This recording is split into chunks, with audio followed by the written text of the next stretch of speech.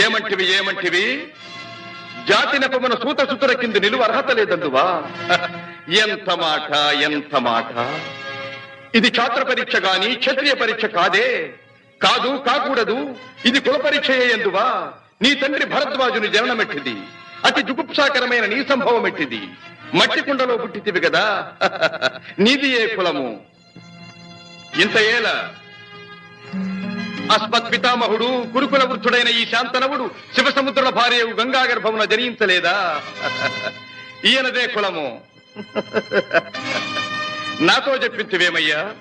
మా వంశమునకు మూల పురుషుడైన వశిష్ఠుడు దేవవేశ్యకు ఊర్వశీపుత్రుడు కాడా?